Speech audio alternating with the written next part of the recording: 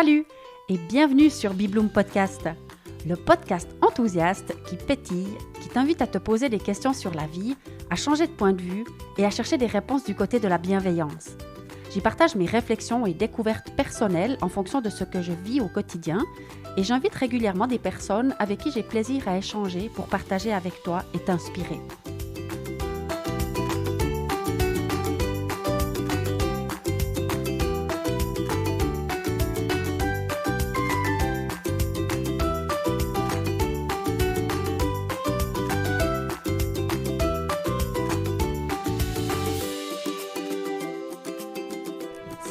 Salut! Oh, quel plaisir! Ça fait longtemps que je suis pas venue. Tu sais où? Dans mon bureau favori. Oh, bonne année! Quel plaisir d'être là de nouveau! Alors, je termine souvent mes épisodes de podcast en disant que je te laisse parce que j'ai froid. C'est très souvent le froid qui définit la fin de l'épisode. Et puis là, je ne sais pas comment ça va aller parce qu'en vrai, j'ai déjà froid maintenant. Alors, on va voir combien de temps je tiens le choc. Donc, je suis arrivée là ce matin. Il y a un peu de bise maintenant. Et alors, il y a de la neige dans le champ devant moi qui commence un petit peu à fondre. Mais cette année, on a eu cette grande bonne surprise d'avoir un Noël blanc. La neige s'est invitée, nous a fait ce beau cadeau. Et donc là, maintenant, ça commence un petit peu à fondre, mais quand même, c'est tout blanc devant moi, blanc et nuit encore, parce que c'est tôt. Enfin, le jour est en train de pointer le bout de son nez, mais c'est quand même encore nuit et froid. Donc, c'est parti pour ce traditionnel épisode du 1er janvier. Et je suis ravie d'avoir eu l'énergie de venir là, de traverser la forêt dans le froid après une très courte nuit, parce que cette année, contrairement aux années précédentes, je passais le nouvel an tranquille chez moi, toute seule au lit à 10 heures. Et bien, hier soir, j'ai prévu une petite soirée, il y a une soirée un peu improvisée qui s'est organisée dans ma salle. Et c'était vraiment exceptionnel. On était 5 personnes, 5 dames, avec des parcours de vie et des histoires de vie complètement différentes. Des dames qui se connaissaient entre elles, d'autres qui ne se connaissaient pas. Enfin, c'était un groupe un peu hétéroclite comme ça. Et quelle joie de passer cette soirée avec ces 5 personnes. Donc Brigitte, Florence, Huguette et Julie.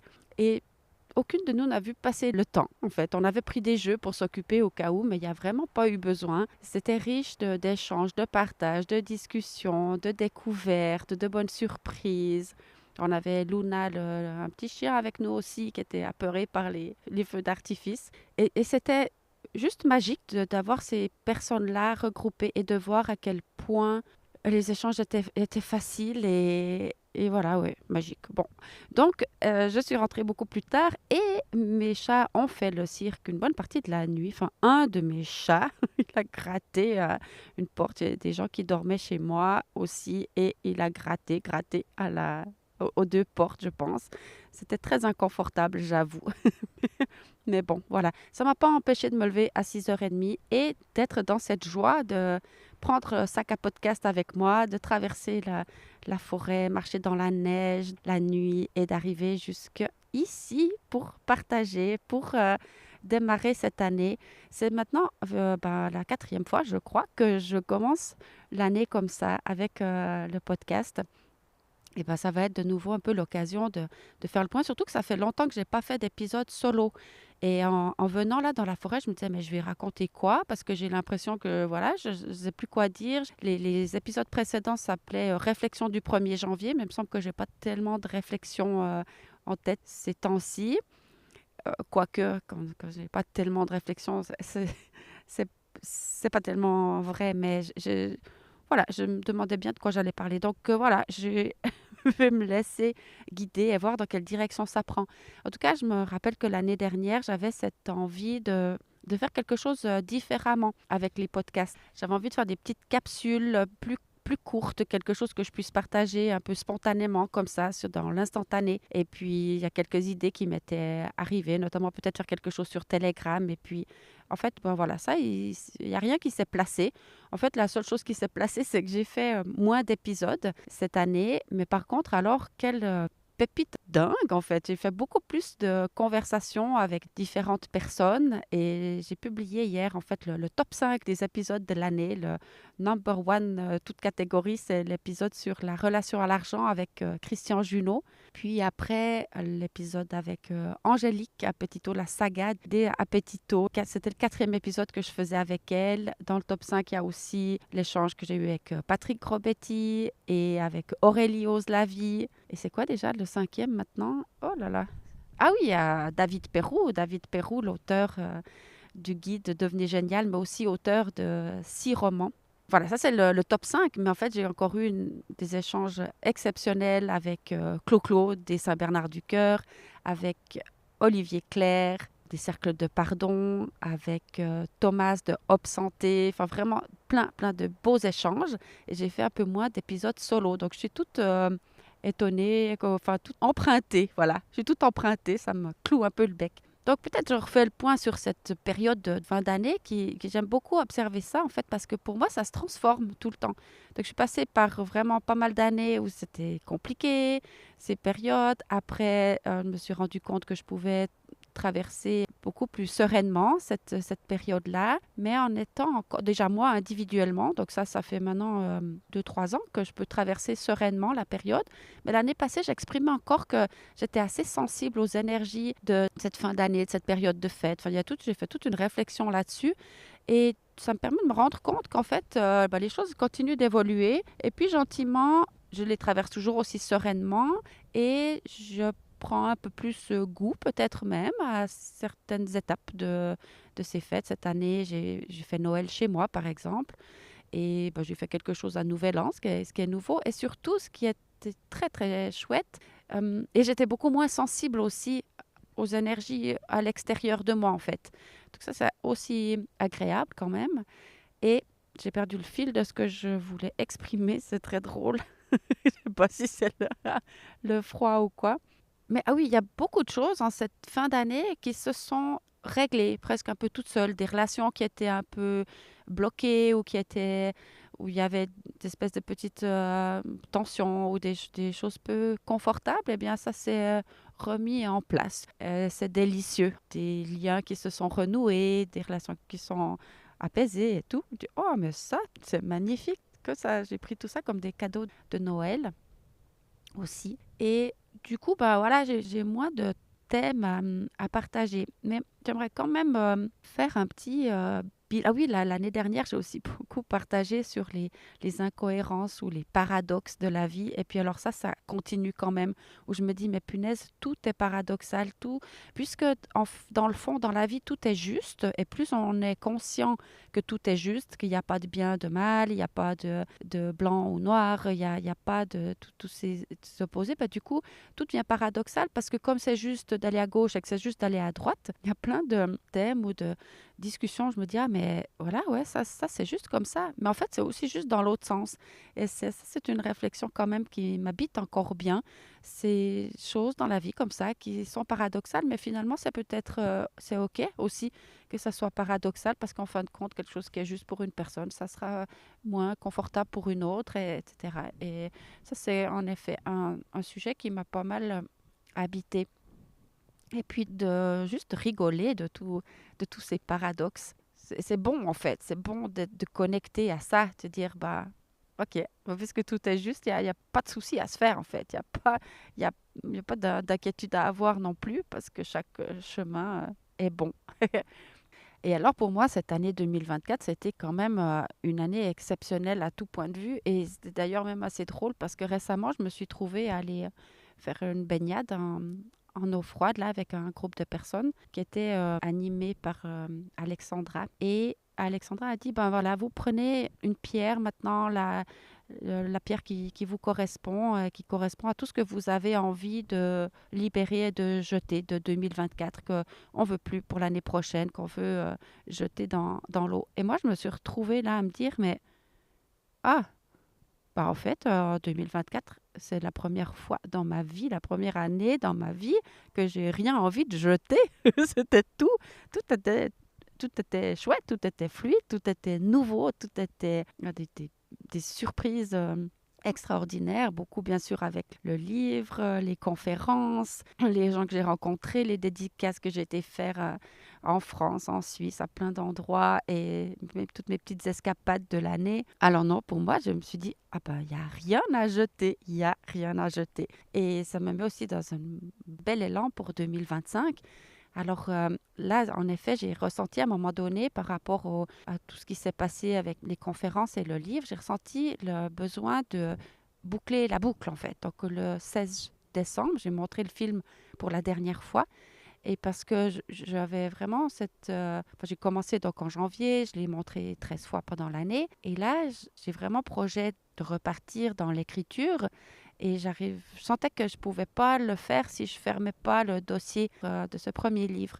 Alors bien sûr, le livre, lui, il continue son bonhomme de chemin. Il est encore disponible. J'ai encore un certain nombre d'exemplaires, bien entendu, pour celles et ceux qui ne l'ont pas encore découvert. Mais par contre, les conférences, moi, j'ai arrêté de mettre de l'énergie là-dedans parce que la vie, elle m'appelle vraiment de nouveau sur la route pour 2025. Et la préoccupation, ben, c'est mes chats parce que mes deux filles, qui sont pourtant encore très jeunes, elles sont autonomes et c'est juste magnifique. Donc moi, j'ai une grande, grande liberté aussi par rapport à mon rôle de maman. Mais j'ai les chats qui bloquent un peu. Donc, je crois qu'ils sentent et qu'ils sont un peu nerveux de sentir que je vais repartir un peu à droite à gauche sur la route en 2025 et je pense que ça les, ça les stresse un peu. En tout cas, je ne vais pas pouvoir partir dans la même insouciance que je l'ai fait quand je suis partie 10 mois en Irlande par rapport à ces deux êtres-là. Je pense que plus on grandit aussi en conscience, plus on est connecté au vivant, ben, plus on est attaché aussi ah ben voilà, là, il y a à nouveau un petit paradoxe qui arrive parce que pour moi, c'est très important le détachement. Ça me permet d'être confortable dans mon quotidien en travaillant là-dessus, en étant dans l'amour, mais pas dans l'attachement. Et alors avec les chats, voilà, j'allais justement dire que plus on grandit en conscience, plus on est attaché au vivant. Et ces deux êtres-là, ils sont très, très présents dans mon quotidien. Pas vraiment partir dans l'insouciance, en fait, parce que responsabilité, je me dis, c'est quand même un peu encore une farce. Je trouve que la vie, elle me fait des fois ce genre de petites farces comme ça.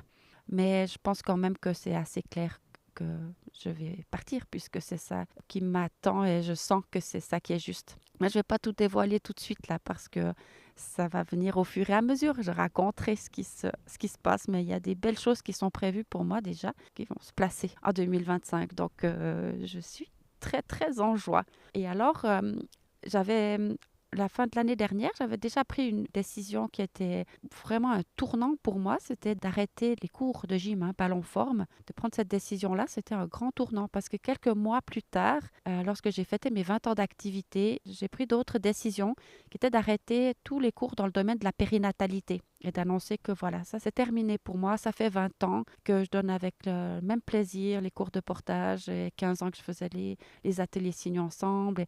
Et là, j'ai vraiment décidé que maintenant, c'était terminé, tout comme tout ce que je donnais dans le domaine de la parentalité, les cours en groupe pour les parents, de dire, OK, ça c'est décidé, j'arrête. Et ça s'est fait aussi, c'est devenu tout d'un coup une évidence. Et ça fait assez longtemps que je sentais venir une demande, enfin que je sentais une demande assez claire de la vie qui était de lâcher la salle. Et là, j'ai dit non, non, non, non, non, non, tu peux pas me demander ça, s'il te plaît. Ça, c'était aussi quelque chose quand même intéressant. Ça me fait plaisir que ça vienne dans cette conversation et que je le partage parce que voilà, je sentais que c'était juste et j'ai résisté parce que je trouvais non, mais pas la salle, quoi. Je peux pas lâcher ça. Ça va faire 12 ans là maintenant que je suis dans ce lieu, que je suis chez moi, il s'est passé tellement de moments magiques, tellement de rires, de joie, de pleurs, d'authenticité, enfin, ouais, et de mise en lien, de tellement de gens qui se sont rencontrés là. Je ne peux pas. Mais je sentais comme si ça venait loin derrière mon dos, puis ça me poussait. Mais moi, j'essayais d'avancer plus vite pour ne pas me faire rattraper. Et puis, ça me paraissait quand même clair. Mais après, la vie m'a donné plein, enfin, moi, je sais pas, j'ai eu plein d'idées de comment je pourrais peut-être gérer ce lieu autrement, ou comment je pourrais faire pour transformer quelque chose, vu que moi, j'y suis beaucoup moins quand même, puis que je me retrouve maintenant plus à faire de la gestion de cette salle. Ce que j'aime aussi, hein, rencontrer les gens qui veulent la louer, qui partagent leurs activités. Mais enfin, ça, c'est quand même pas mon métier d'organiser les choses pour cette salle. Et puis, quand même, j'avais des nouvelles idées. Ah, ben, je pourrais faire comme ci, je pourrais faire comme ça. Ah ouais, ça me mettait quand même de l'enthousiasme. Je dis, ah ouais, bon, ben voilà, je vais pas la lâcher, je vais transformer quelque chose, je vais la gérer autrement. Et puis, en fait, j'ai compris qu'à un moment donné, j'ai compris que c'était juste mon mental qui, encore une fois, qui essayait de me challenger, de me tester. Parce que je savais au fond de moi, j'avais l'information, tu dois lâcher la salle. C'était clair. Mon mental, il essayait de faire diversion comme ça en me donnant des idées. Et puis moi, je suis partie un petit peu quand même dans les réflexions pour faire autrement. Puis à un moment donné, pareil, c'est devenu, paf, c'est devenu l'évidence. J'ai compris le mécanisme. Non, ça, c'est mon mental qui essaie de me piéger de nouveau. Moi, je sais ce que je dois faire, même si c'est difficile, même si ça me coûte, même si je ne comprends pas exactement et que j'ai résisté pendant quelques temps. Maintenant, c'est bon, tac, je sais que je dois résilier ça. Et le 19 décembre, j'ai envoyé, avec quand même beaucoup d'émotion, la résiliation de ce lieu exceptionnel pour moi. Et il reste 6 mois, donc j'ai résilié pour fin juin. Il y a beaucoup de choses qui vont se passer encore dans la salle pendant ces 6 prochains mois. Et je sens que c'est juste. Je suis vraiment très en paix. Mais après que j'ai posté la lettre, j'étais comme guidée à aller m'installer dans la salle. Heureusement, il n'y avait personne. Et je suis restée 2 heures de temps dans le lieu à discuter un peu avec. Et puis à dire, bon, voilà, quelle étape. J'étais très émue et c'était un moment d'introspection assez agréable en fait d'être là tranquille et puis intégrer moi-même cette information et ce grand changement quand même dans ma vie pour 2025. Alors je ne sais pas les autres choses qui vont venir, mais voilà, je sais que ça c'était la bonne décision. Et puis je me réjouis beaucoup de tout ce qui va se passer encore et voilà, à chaque fois que j'y suis, comme on a fait aussi, c'est quelque chose qui est devenu une petite tradition, le karaoké de fin d'année entre Noël et Nouvel An. Et je me disais, voilà, c'est la dernière fois, ou d'être hier soir dans la salle pour Nouvel An aussi. C'est aussi peut-être la dernière fois. Après, ça dépend comment, je ne sais pas du tout comment ça va continuer, qu'est-ce qui va se placer pour ce lieu, mais peut-être que je pourrais y aller quand même, selon qui reprend et selon ce qui se passe là, peut-être que je pourrais la louer moi-même. Pourquoi pas? Je ne veux pas dire que j'irai plus jamais, mais en tout cas, ça va changer quelque chose de très conséquent. C'est magnifique, il y a vraiment le jour qui se lève maintenant, je vois beaucoup plus clair, c'est cool. Et puis je me suis bien habituée au froid. Je suis juste en train de voir qu'est-ce qui va venir encore pour cet échange d'aujourd'hui? Ah, il y a quelque chose qui s'est passé aussi en 2024 qui était très chouette du côté des podcasts, mais pas de Bibloom Podcast. Lorsque je suis allée à Versailles pour enregistrer l'épisode dans ce château incroyable avec Clo-Clo, j'en ai profité pour rencontrer le directeur de la maison d'édition. Et puis là, on a déjeuné ensemble et à peine qu'on était assis autour de la table, il me partage qu'il lance des nouveaux médias pour la maison d'édition et il dit qu'il va mettre en avant des auteurs par le biais d'articles de journaux, par une nouvelle chaîne de podcast et par des vidéos YouTube. Et je dis, c'est super, quelle bonne idée, enfin voilà, pour faire connaître ces auteurs. Et là, il me demande si je suis d'accord de travailler pour lui, en fait, pour enregistrer les épisodes de podcast, pour interviewer les auteurs pour les podcasts. J'étais là, quoi? C'était vraiment waouh, mais incroyable. Alors, bien sûr, puis il me disait, oui, je sais que vous êtes très occupé, mais enfin, qu'est-ce que vous seriez d'accord de faire ça pour les éditions Maya? Et moi, bien sûr, voilà, je dis, mais oui, enfin, c'était vraiment comme un honneur. Et alors, je ne crois pas que ce soit déjà, que la chaîne de podcast a été lancée déjà, mais moi, j'ai dû interviewer 5 auteurs durant l'automne, là. Et j'ai fait ça avec beaucoup de plaisir. En plus, j'ai appris à faire les enregistrements à distance. D'abord, il souhaitait que j'aille à Paris pour enregistrer et pour rencontrer les auteurs, mais finalement, c'était un peu compliqué d'organiser. Il m'a demandé si j'étais d'accord de le faire à distance. A priori, j'avais pas envie. J'ai dit, moi, j'aime mieux être en face des gens parce que c'est quand même... c'est important pour moi d'être face à l'humain. Et puis finalement, on le fait sur Zoom. J'ai appris à faire ça et ça va quand même très bien au niveau du lien et du contact. C'est tout à fait confortable. Donc, j'ai pu le faire et j'ai envoyé ces 5 interviews que je me réjouis de découvrir quand ça va démarrer. Et ça, c'était une chouette surprise aussi de cette fin d'année 2024. je suis au pied du molaison, là, j'ai vraiment l'impression qu'il me, qu'il me regarde et il est très sérieux comme ça, avec toute sa prestance et il commence à bien se montrer, ça s'éclaircit de plus en plus. Oh, quelle chance j'ai de pouvoir vivre ça. J'aimerais bien partager avec vous, mais bon, c'est que du son, ces podcasts. Alors oui, j'ai commencé aussi à les filmer, les épisodes. Alors j'ai maintenant le son et l'image, mais j'ai pas beaucoup exploité les images. Parfois, j'ai des idées, des envies, des choses comme ça, mais après, j'exploite pas énormément. Mais j'en ai fait quand même quelques-uns, des petits réels là pour partager des mini-extraits des podcasts. C'est assez chouette. Mais là, en l'occurrence, il n'y a rien qui est filmé, donc je vais pas pouvoir partager rien du tout de ce beau paysage. Et voilà. Bon, allez, je te dis quand même quelque chose qui est la première étape de mon année 2025. Ouais, ça m'importe quand même de te raconter parce que d'ici 13 jours, le 13 janvier, je vais m'installer dans un avion et je m'embarque pour l'île Maurice. Et comment ça se fait que je démarre l'année à l'île Maurice? Eh bien, la graine, elle s'est plantée en avril de l'année dernière, du coup. J'ai vraiment mis le focus en 2024 sur la question de l'éducation financière. Pour moi, c'était un sujet qui m'intéresse depuis 2016 et sur lequel j'ai fait des compréhensions, des transformations et des avancées de dingue, on va dire, mais j'étais pas du tout encore là où j'avais envie d'être. Et en avril, je me suis intéressée à une formation qui est proposée par Tania et Benoît.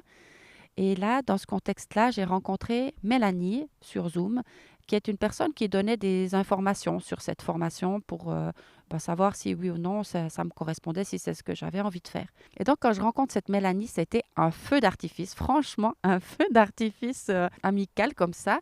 Et Mélanie, elle m'explique qu'elle habite en France et qu'en juillet, elle va déménager à l'île Maurice avec sa famille. Je dis, waouh, super. Elle me dit, bah, tu viendras me voir à l'île Maurice. Alors moi, je dis, bah, bien sûr, je viendrai te voir à l'île Maurice, c'est clair. Et alors, quelques temps plus tard, elle me relance. Elle me dit, alors, tu vas venir me voir à l'île Maurice? Puis je lui dis, bah, attends, oui, bah, dis-moi peut-être où tu habites exactement en France. Peut-être que ça serait plus simple de venir te voir en France qu'à l'île Maurice. Parce que pour moi, c'était juste impossible, cette histoire de l'île Maurice. Et donc, elle était à Vesoul, c'est pas très loin. Donc, je suis allée la voir. Elle m'a placé des dédicaces dans sa région. Elle m'a invitée chez elle. C'était vraiment magnifique. Et j'ai adoré cette escapade-là. À Vauvillers, d'ailleurs, salutations à Nathalie qui m'a reçue dans son kiosque à Vauvillers. C'était génial. Salutations à Mélanie aussi, bien sûr, si tu écoutes ça. Et donc, il y avait cette idée de l'île Maurice. Et en juin, je rejoins ma sœur qui habite en Espagne, ma sœur Valérie, qui était en visite à Genève. Et on partage un repas ensemble. Et à la fin du repas, elle me dit, ah, bah Diane, pourquoi tu ne viendrais pas nous voir à l'île Maurice? On a loué une maison pour 5 semaines.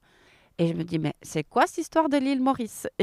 Et là, quelques jours plus tard, je fêtais mes 20 ans d'activité, tranquille chez moi, là. Et je me dis, mais bah, cette île Maurice, ça me titille quand même. Et je vais voir sur le site de Air Mauritius. Et là, je vois que les billets sont à un prix très abordable. Et je me dis, allez, go. Et je réserve le billet pour l'île Maurice. Je réserve pour 2 semaines. Et quelques temps plus tard, ma sœur, elle me dit, oui, 2 semaines, c'est quand même court. Et entre-temps, j'avais discuté donc avec Mélanie et on a un projet qu'on veut faire ensemble quand je serai là-bas. Donc, Mélanie et ma sœur sont pas très loin, dans la région de Grand-Bay. Et on se dit, ah, ben, on va faire ensemble un projet. Mais ça, je ne te spoile pas, je le dirai plus tard. Et je me dis, ouais, ben, je vais quand même travailler là-bas. 2 semaines, c'est peut-être court. Alors, j'ai prolongé et je vais partir 3 semaines à l'île Maurice. Donc, voilà, c'est le premier voyage de 2025, duquel je vais revenir, si tout va bien, avec une petite surprise à vous partager. Et donc, tout ça grâce à cette formation de Benoît et Tania, qui d'ailleurs, une formation que moi, dès que j'ai mis le pied là-dedans, j'ai dit, ah, mais enfin, j'ai l'impression d'avoir nagé en eau trouble pendant 8 ans sur ce thème de l'éducation financière. Et enfin, je suis arrivée au bon endroit avec des personnes qui font un travail qui me plaît beaucoup. Et d'ailleurs, j'avais participé, j'ai découvert cette formation au travers d'un challenge de 3 jours que j'ai fait donc au mois d'avril. Et puis, Tania et Benoît proposent ce challenge de 3 jours où ils partagent beaucoup d'informations sur l'éducation financière pendant ces 3 jours-là et au terme duquel on peut ou pas faire la formation, mais le challenge est vraiment super. Ils le partagent une fois par mois. La prochaine fois, ça va être la semaine prochaine, du 7 au 9 janvier. Et donc, si ça t'intéresse de découvrir ça, n'hésite pas. Je vais mettre bien sûr le lien dans la description de ce podcast. Et voilà. le dernier sujet qui s'est invité. Et là, je crois que j'ai fait un peu le tour. J'ai fait le tour. Alors bien sûr, dis-moi toi aussi, comment s'est passée ton année 2024? Qu'est-ce qui se présente pour toi en 2025? Comment tu sens cette année? Si tu es dans le même enthousiasme que, que moi, j'ai vraiment l'impression que ça va être une année de folie. Et voilà, bah, je souhaite en tout cas que ce soit pareil pour toi, que tu sois dans des bonnes énergies, que tu sois ravi de commencer cette nouvelle année. Et puis je me réjouis ben voilà, d'avoir un retour de ta part, d'avoir de tes nouvelles. Voilà, le moment est venu de t'envoyer tout plein d'amour de ce lieu magnifique. Alors à bientôt. Bye bye.